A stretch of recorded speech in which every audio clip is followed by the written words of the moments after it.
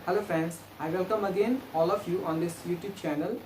और दोस्तों, आज मैं जो आप लोगों से बातें करने चाहूँगा बहुत ही इंटरेस्टिंग होने वाली है आज की क्लास।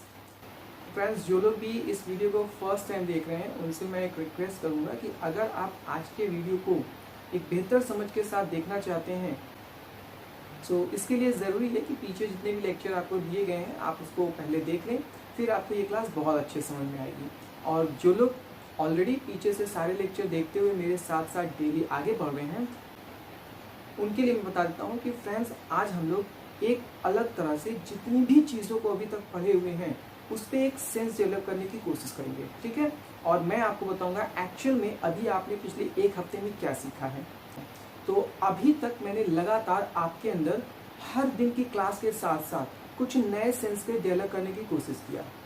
ये सेंस क्या है उसे मैं आपको रिपीट कराता हूँ, क्योंकि अभी तक मैंने आपके अंदर 5 सेंस को डेवलप किया है। मैंने आपको फर्स्ट थिंग जो बताया कि आप जब कभी भी देखेंगे तो आप हमेशा पाएंगे कि आपके आँख के सामने कोई ना कोई काम चल रहा होगा। यानी फर्स्ट सेंस मैंने आपको बताया कि हमेशा आप देखेंगे कि कोई ना कोई काम चल रहा है, कोई ना कोई काम जारी है। दूसरी बात मैंने बताया कि अगर आप देख रहे हो कि कोई काम चल रहा है तो वो काम कहीं ना कहीं जाकर खत्म भी होगा। तो सेकंड थिंग मैंने आपको बताया कि वर्क इज फिनिश्ड, यानी जो भी काम चल रहा है वो खत्म हो चुका है, work is done. Third thing मैंने बताया कि अगर आप देख रहे हैं कि कोई काम चल रहा है या खत्म हुआ है तो वो काम पहली बार नहीं हो रहा था, बल्कि उस काम को व्यक्ति बार बार करता है, यानी वो काम उस व्यक्ति के जीवन में शामिल है। फोर्थ थिंग मैंने क्या बताया कि अगर आप कोई भी काम बार बार करते हैं तो वो काम आप निश्चित रूप से अपने बीते हुए समय में किए होंगे। और फिफ्थ चीज़ मैंने आपको जो लास्ट एक क्लास में बताया कि अगर आप कोई काम करते हैं तो आपने बीते हुए समय में किया होगा और आप डेफिनेटली उस काम को आने वाले समय में भी करेंगे। तो इस तरह से हम लोगों ने 5 सेंस को डेवलप किया अभी तक। वो सेंस कौन कौन से हैं मैं फिर से आपको एक बार बताता हूँ। ठीक है, फर्स्ट जो हम लोगों ने देखा that one is work is on, which means कि कोई काम चल रहा है, कोई काम जारी है। सेकेंड थिंग जो हम लोगों ने देखा वो देखा वर्क इज डन, जो भी काम चल रहा था वो खत्म हो गया। थर्ड वन मैंने आपको बताया work is part of life. Okay, work is part of life, यानी जो भी काम है वो आपके जीवन का हिस्सा है या नहीं है। And fourth thing is past and fifth one is future. So friends, अभी तक जो आपने ये 5 सेंस देखा, इस सेंस को एक्सप्रेस करने के लिए हम इंग्लिश में क्या करते हैं, कुछ वर्ड का प्रयोग करते हैं। उसी को आप अपने टिपिकल ट्रेडिशनल ग्रामेटिकल स्ट्रक्चर में हेल्पिंग वर्ब नाम देते हैं। लेकिन मैं यहाँ पर आपको बिल्कुल एक नए कॉन्सेप्ट से चीज़ों को समझाया हूँ, इसलिए मैं उसको एक नया नाम देना चाहता हूँ। तो हम लोग उसे बोलते हैं टाइम वर्ड। क्या बोलेंगे? Time word. तो पहले देख लेते हैं कि हम लोगों ने टाइम वर्ड नाम क्यों दिया।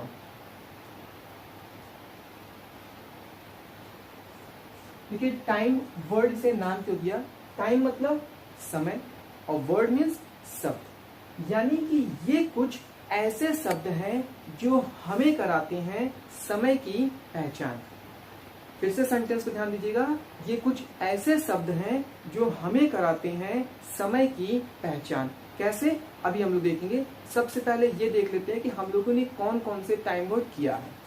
तो हम लोगों ने किया इज, एम एंड आर।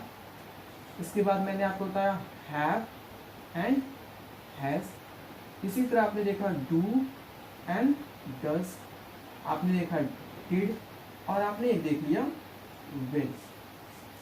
तो is, am, are, have, has, do, does, did and will, ये आपके रहे कुछ टाइम वर्ड। ओके, तो अब हम लोगों ने जो इसे टाइम वर्ड नाम दिया है, देखिए हम उसको किस तरह से उसके नाम के आधार पर समझते हुए उसका इस्तेमाल करेंगे। ठीक है, तो चलिए सबसे पहले देखते हैं कि हमने इसे टाइम वर्ड का जो नाम दिया है तो ये इज, एम, आर की बात करते हैं। तो कभी भी अगर आप किसी भी सेंटेंस में इज, एम, आर को देखते हैं तो आपको तुरंत ही पता चल जाना चाहिए कि ये हमें पहचान करा रहा है एक समय की, और वो समय कौन सा है कि काम चल रहा है, काम जारी है, या हम कह सकते हैं वर्क इज ऑन। इसी तरह अगर आप खुद में किसी बात को बोलना चाहते हैं और आपको लगता है कि जिस बात को आप बोलना चाह रहे हैं, जिस सेंस को आप एक्सप्रेस करना चाह रहे हैं, वो काम चल रहा है, वो काम जारी है, उस काम की कॉन्टिन्यूटी है, तो आप हमेशा सेंटेंस में किसका प्रयोग करेंगे? इज, एम एंड आर का। तो इज, एम, आर हमें जो समय की पहचान कराता है वो बताता है वर्क इज ऑन। इसी तरह जब हम लोग हैव और हैज की बात करते हैं तो हैव और हैज का प्रयोग क्यों करते हैं? क्योंकि हैव और हैज बताता है work is done, which means जैसे ही आप सेंटेंस में कहीं पर हैव और हैज का प्रयोग देखते हैं तुरंत आपके दिमाग में ये बात स्ट्राइक करनी चाहिए कि जिस काम की हम चर्चा कर रहे हैं, जिस काम की हम जिक्र कर रहे हैं, वो काम खत्म हो गया। इसी तरह डू और डज हमें क्या बताता है? डू और डज हमें बताता है पार्ट ऑफ लाइफ के बारे में, जिसका सिंपली मतलब हो जाएगा कि कोई काम आप करते हैं या नहीं करते हैं, ठीक है। और जब हम डिड की बात करते हैं तो डिड हमें एहसास दिलाता है पास्ट के बारे में, यानी डिड हमें जिस समय के बारे में पहचान कराता है वो कौन सा है? पास्ट। और इसी तरह जब हम फ्यूचर की बात करते हैं तो वहां पे किसका प्रयोग करते हैं? विल का। यानी अगर सेंटेंस में कभी विल आता है तो ये आपको एक नेचुरल सेंस देगा कि हम उस समय के बारे में बात कर रहे हैं जो समय आने वाला है, विच सिंपली मीन्स फ्यूचर। ओके, तो चलिए इसे हम एक और तरह से देख लेते हैं।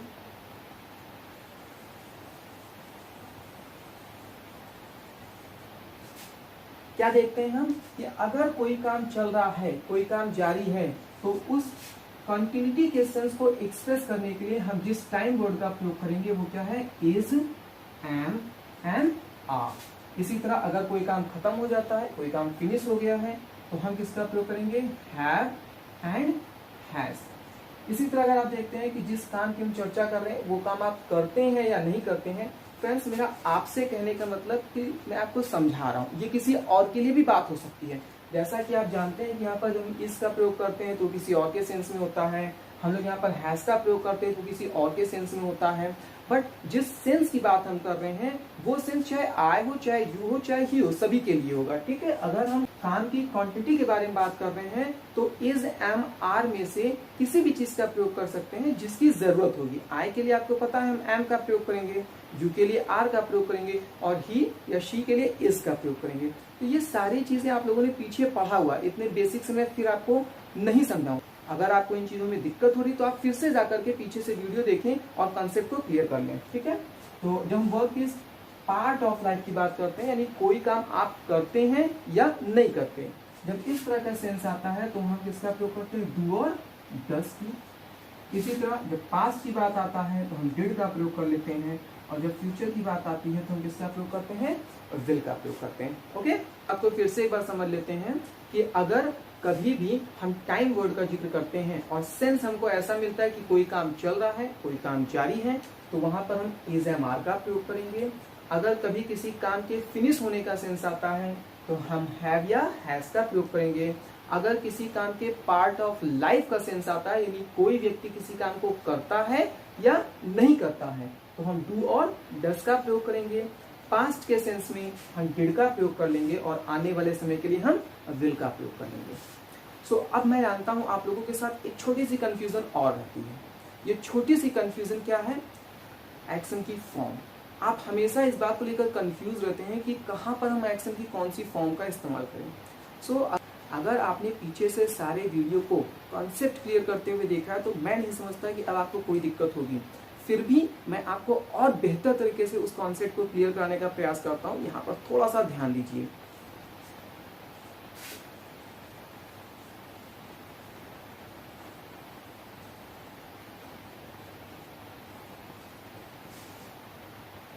अब यहाँ पे ध्यान देने वाली बात यह है कि कभी भी अगर सेंटेंस में इज, एम और आर का प्रयोग करते हैं, फ्रेंड्स ध्यान रखिएगा, कभी भी का मतलब कभी भी।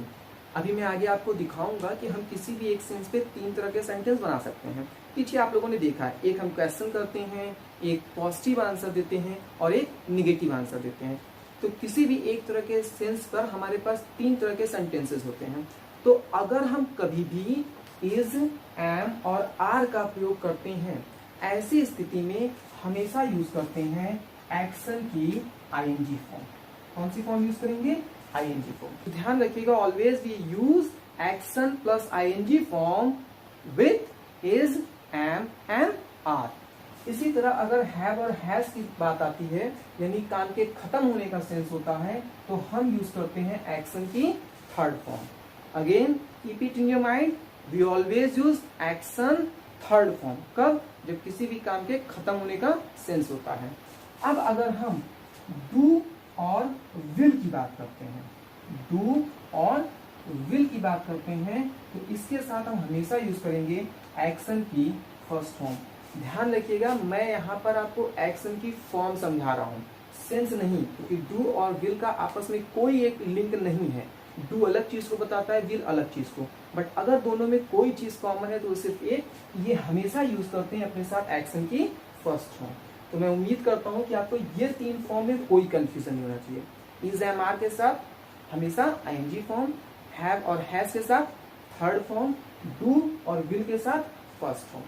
अब बात रही डज और डिड की, तो यहां पर इसको अलग तरह से समझते हैं, ठीक है। आप इन दोनों के फॉर्म पे ध्यान दीजिए, जनरली इन्हीं दोनों के फॉर्म की वजह से हम सारे फॉर्म को लेकर कंफ्यूज करते हैं। फ्रेंड्स, तो पहले मुझे बताइए डज है क्या?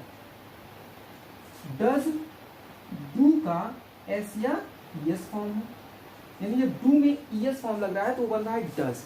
अब आप जानते हैं कि जब हम डज का प्रयोग करते हैं तो डज का प्रयोग करते हैं हमेशा ही के साथ, और कभी भी अगर हम क्वेश्चन करते हैं तो क्वेश्चन करते समय हमेशा यूज कर लेते हैं डज को सबसे पहले। अगर हम डज को सबसे पहले यूज कर लेते हैं तो उसका मतलब क्या हो गया कि हमने ऑलरेडी एस या ईएस फॉर्म यूज कर लिया है। तो इसका मतलब क्या हुआ कि जब एक बार सेंटेंस में एस या ईएस फॉर्म आ चुका है तो हम यूज करेंगे फर्स्ट फॉर्म। इसी तरह जब आप निगेटिव आंसर देते हैं, ध्यान रखिएगा, तो आप यूज करते हैं डज नॉट का। जब आप डज नॉट का प्रयोग करते हैं तो इसका मतलब यहाँ पर भी आपने ऑलरेडी डज का प्रयोग कर लिया है, और अगर आपने डज का प्रयोग कर लिया है तो इसका मतलब यहाँ पर ईएस आ चुका है, और जब ईएस आ चुका है तो दोबारा हम एक्शन में एस या ईएस का प्रयोग नहीं करेंगे, तो यहाँ पर भी यूज करते हैं हमेशा फर्स्ट फॉर्म। तो यहाँ पर ध्यान देने वाली बात ये है कि कभी भी अगर हम डज को लेकर बात कर रहे हैं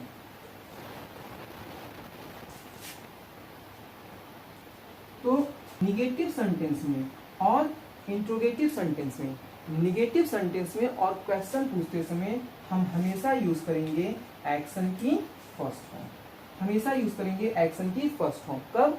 जब हम डज से रिलेटेड सेंस पर बात करते हैं और निगेटिव सेंटेंस बनाते हैं या क्वेश्चन पूछते हैं। लेकिन जब हम पॉजिटिव सेंटेंस का प्रयोग करते हैं तो पॉजिटिव सेंटेंस में हम क्या करते हैं, पॉजिटिव सेंटेंस में चूंकि डज नहीं आता है इसलिए हम क्या करते हैं, जो एक्शन होता है उसमें यूज करते हैं एस या ईएस फॉर्म। तो डज के लिए आपको ध्यान क्या रखना है कि जब हम निगेटिव सेंटेंस बनाते हैं या हम इंट्रोगेटिव सेंटेंस बनाते हैं तो एक्शन की ऑलवेज फर्स्ट फॉर्म रहेगी। जैसे does he go to market, आपने देखा है गो का प्रयोग किया। अब आप निगेटिव आंसर दे रहे हैं, no he does not go to market, does not, फिर आपने गो टू का प्रयोग कर लिया। लेकिन जब आप पॉजिटिव सेंटेंस बोलते हैं तो डज सेंटेंस में नहीं होता है, जिसकी वजह से हमको एक्शन में एस या एस का प्रयोग करना होता है। जैसे ही गोज टू मार्केट, अब यहाँ गो में क्या किया आपने, एस या ईएस का प्रयोग कर लिया। बिल्कुल ऐसे ही अगर आप डिड की बात करते हैं तो डिड क्या है, डिड अपने आप में सेकेंड फॉर्म है। जब हम क्वेश्चन पूछते हैं और निगेटिव आंसर देते हैं, ऐसी स्थिति में सेंटेंस में आपको डिड दिखाई देता है, और चूंकि डिड दिखाई देता है यानी सेकेंड फॉर्म सेंटेंस में मौजूद होता है, इसलिए हम यूज करते हैं एक्शन की फर्स्ट फॉर्म। लेकिन अगर हम पॉजिटिव सेंटेंस का प्रयोग करते हैं तो पॉजिटिव सेंटेंस में क्या होगा, हम यूज करेंगे हमेशा एक्शन की सेकेंड फॉर्म। यही क्वेश्चन जो मैंने अभी ही के लिए एग्जाम्पल लिया था, अगर मैं पास्ट में लेकर बात करूं तो क्या हो जाएगा, क्योंकि आप जानते हैं डिड का प्रयोग चाहे यू के लिए करिए चाहे ही के लिए करिए, बात एक ही है। तो did you go to market yesterday, अब देखिए did you go to market question है, तो मैंने क्या कहा, गो टू मार्केट, क्योंकि डिड आपने सेंटेंस में यूज कर लिया यानी फर्स्ट फॉर्म का प्रयोग किया। आप आंसर देते हैं नेगेटिव में, no I did not go to market, फिर से आपने गो टू मार्केट का प्रयोग किया, क्यों, क्योंकि आपने डिड नॉट का प्रयोग किया जहां ऑलरेडी सेकेंड फॉर्म आ चुकी है। अब अगर आप पॉजिटिव आंसर देते हैं तो आप क्या बोलेंगे, yes I went to market yesterday. अब यहाँ पर आपने एक्शन की सेकेंड फॉर्म का प्रयोग किया, क्यों? क्योंकि डिड सेंटेंस से हट चुका है, और डिड सेंटेंस से हटते ही सेकेंड फॉर्म भी हट चुका है, इसलिए हमने एक्शन को सेकेंड फॉर्म यूज कर लिया। तो उम्मीद करता हूं कि ये चीजें आपको समझ में आ गई। अब एक छोटा सा कॉन्सेप्ट आपको और बताता हूं।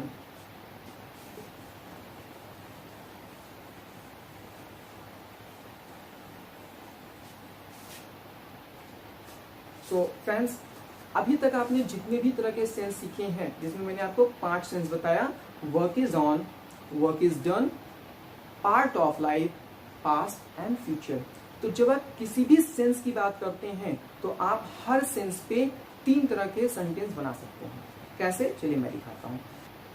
सो फ्रेंड, मैंने आप लोगों को शुरू से पढ़ाते समय एक बात बताया था कि कभी भी अगर हमको क्वेश्चन पूछना होता है तो हम क्या करते हैं?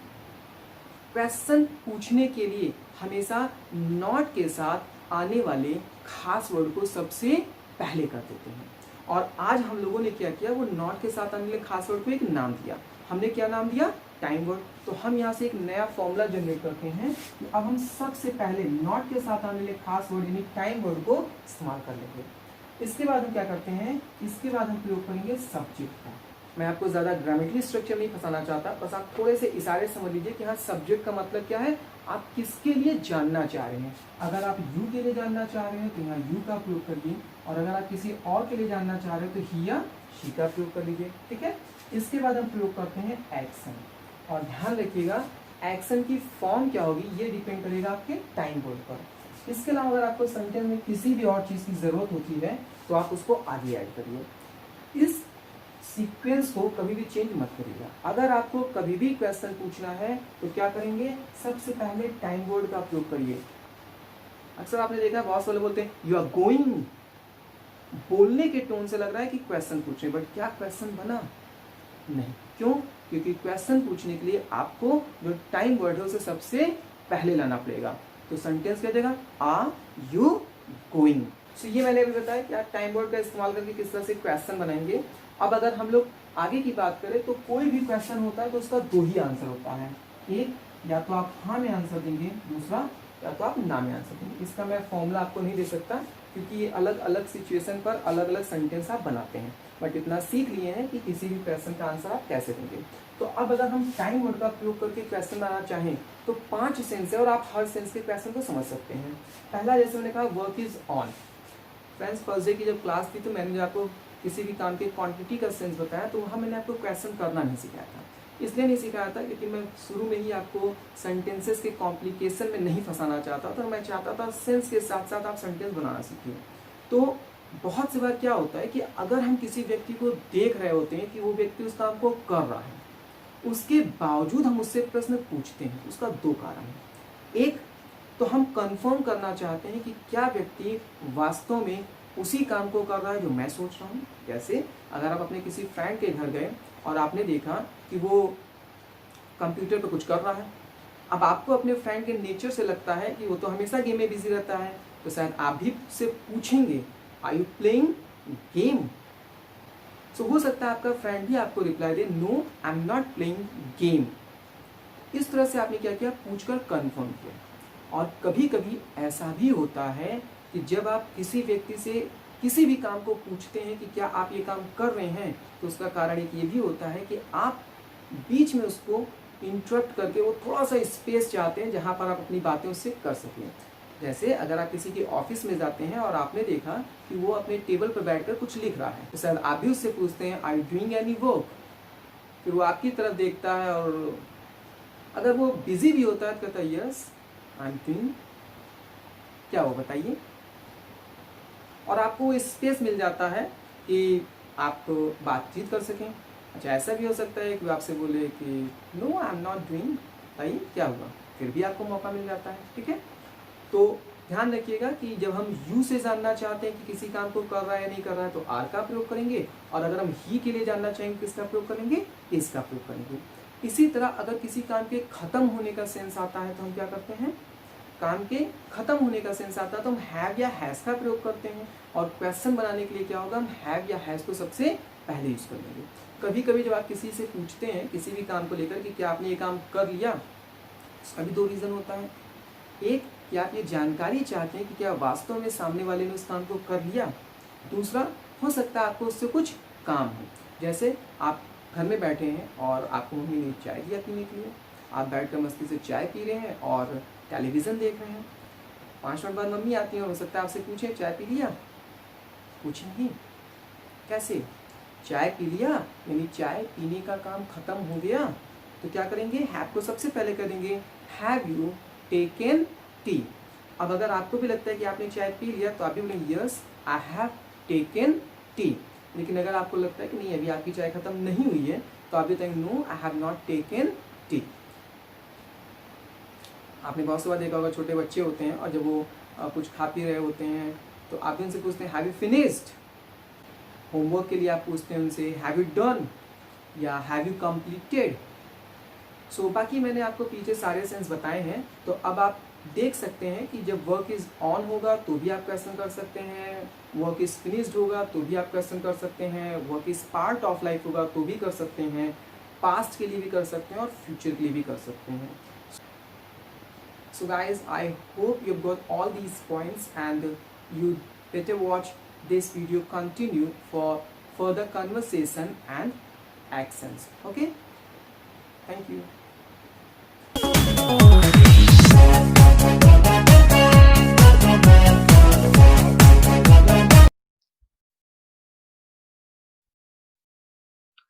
Are you taking coffee?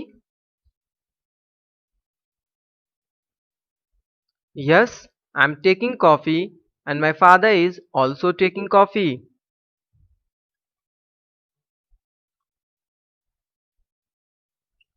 Are you going to market?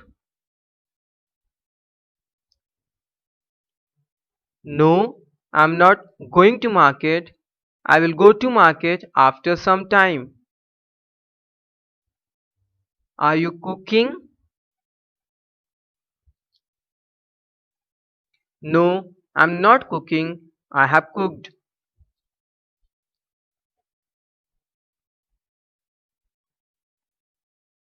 Are you watching movie?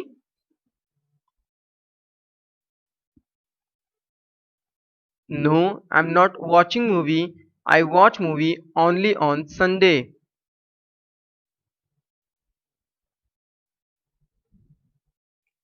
Are you attending party?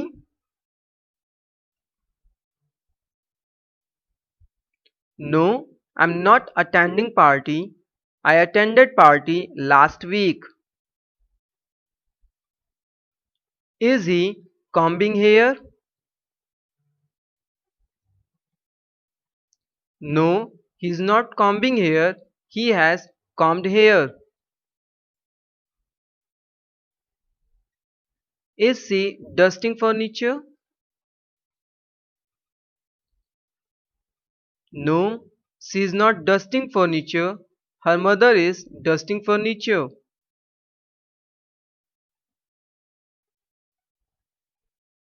Is he placing order for cake? No, he is not placing order for cake. He will place order for cake in evening. Is he attending meeting? No, he is not attending meeting. He attends meeting only once in a month. Is he decorating his room?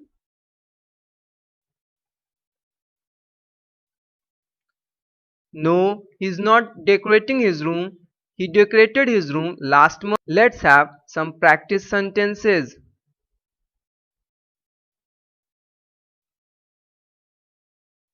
Are you reading book?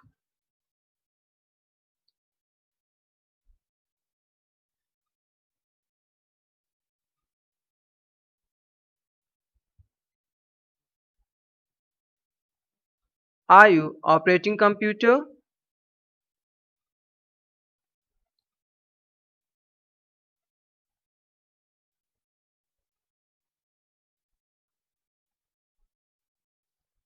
Are you surfing net?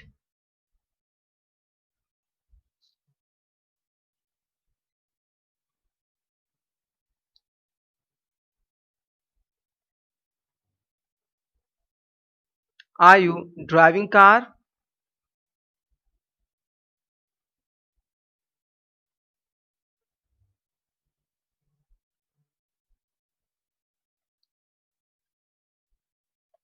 Are you purchasing vegetables?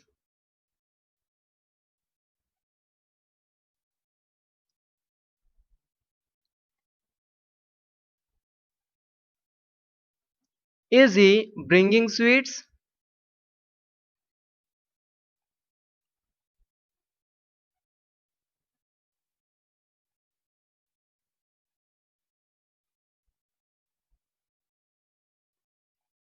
Is he flying kite?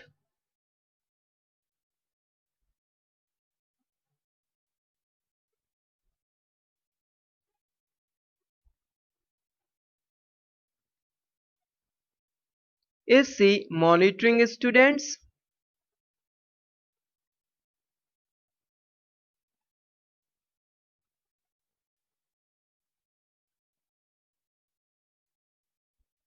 Is he taking lift?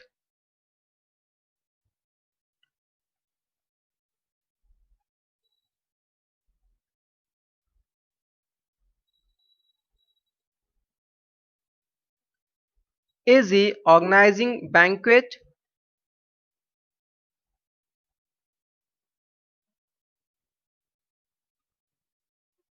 Thank you for watching this video.